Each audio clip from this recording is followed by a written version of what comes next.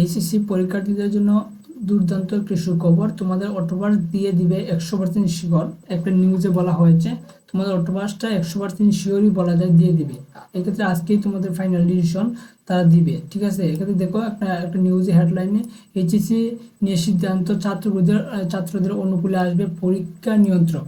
পরীক্ষা নিয়ন্ত্রক হচ্ছে আব্দুল বাসার স্যার, তো উনি হচ্ছে তার ছাত্রদের পক্ষে রয়েছেন, ঠিক আছে। এক্ষেত্রে আমরা একটু নিউজটা একটু যদি পড়ি, উনি হচ্ছে পক্ষে রয়েছেন।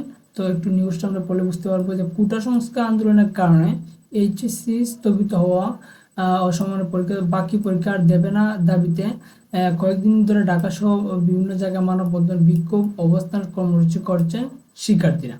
আন্দোলনের মুখে আগামী 11 সেপ্টেম্বর থেকে বাকি পরীক্ষা নেওয়ার জন্য যে রুটিন প্রকাশ করা হয়েছিল সেই রুটিনটা অলরেডি বাতিল করে দিয়েছে শিক্ষা সচিব, নতুন শিক্ষা সচিব। তবে শুধু রুটিনটাই নয়, শিক্ষা সচিব অটোপাসের দাবি শিক্ষার্থীদের অনুকূলে আসবে বলে আশ্বস্ত করেছেন পরীক্ষা নিয়ন্ত্রক অধ্যাপক আবুল বাশার। এক্ষেত্রে তোমরা বুঝতে পারছো যে অটোপাসের দাবি শিক্ষার্থীদের অনুকূলে আসবে বলে আশ্বস্ত করেছেন অধ্যাপক আব্দুল বাশার।